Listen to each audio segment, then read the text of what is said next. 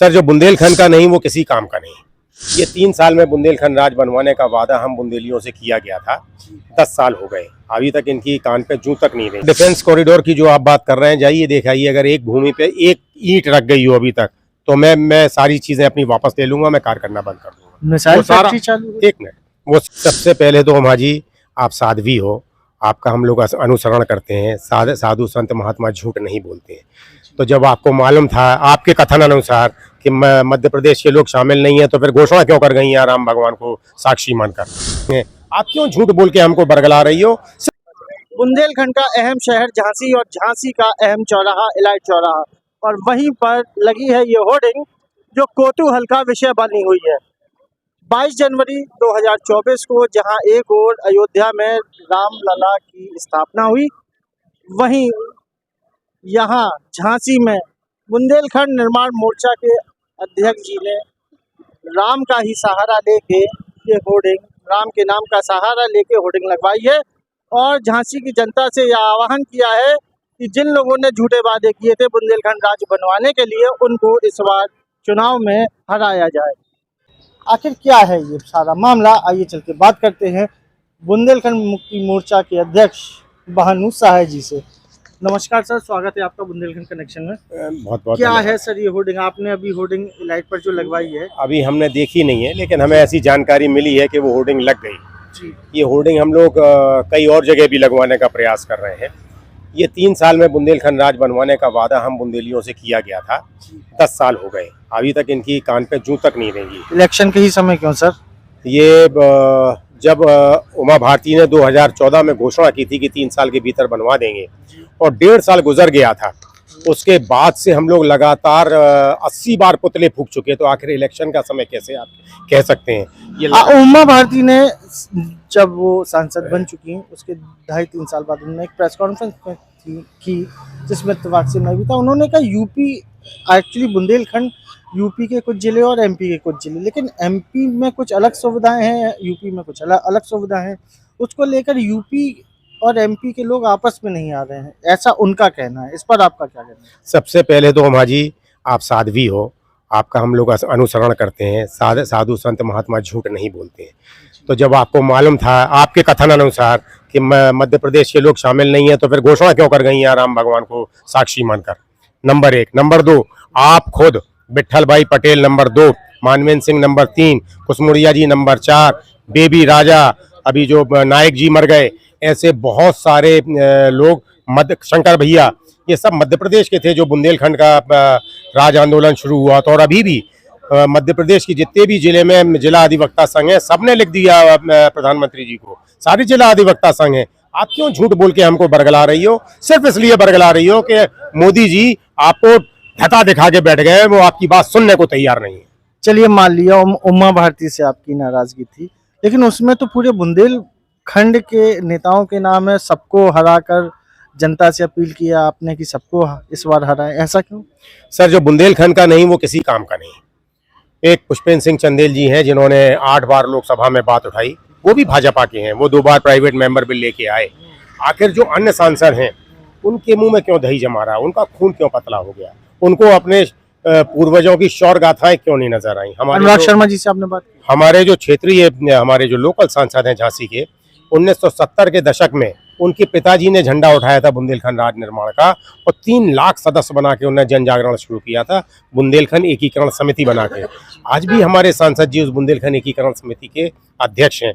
तो अपने पिता के बताए हुए मार्ग पर आखिर हमारा सांसद क्यों नहीं चल रहा है? ये तो सबसे बड़ा प्रश्न चिन्ह है।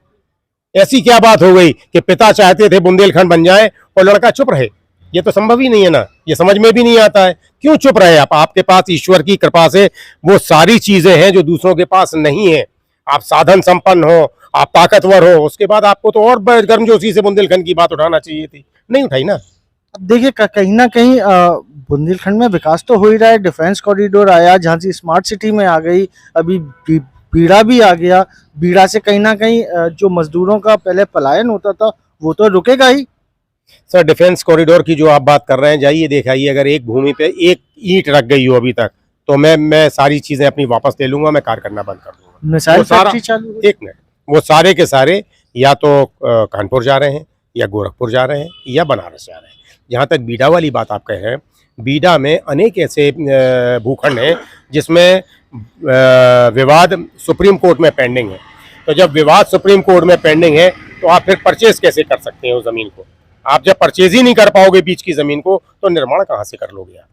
ये सिर्फ एक झुंझुना है, एक जुमला हम जिसको कह सकते हैं, एक जुमला है, एक लॉलीपॉप है जो हम बुंदेलखंड को चुसाने के लिए दे दी। अब मैं आप ही से एक प्रश्न कर रहा हूँ, 10 साल हो गए झांसी स्मार्ट सिटी को आए हुए, एक वो चीज़ बता दो जो हम गर्व से कह पाएं ये 10 साल में झांसी स्मार्ट सिटी जी ने बना दी है। जो चीज़ हमारी बनी थी उनको रंगरोगन करके ठीक कर देना कोई स्मार्टनेस थोड़ी ना होता है बॉस।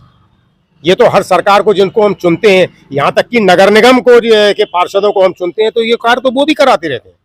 ये उनका धर्म है, हमसे हमारा पैसा मतलब हम जनता का पैसा है जिससे वो कार्य कर रहे हैं और ये उनको करा। खैर एक बात तो आप भी मानेंगे, जो पिंक टॉयलेट बनी वो एक अलग सोच थी, अलग चीज तो है।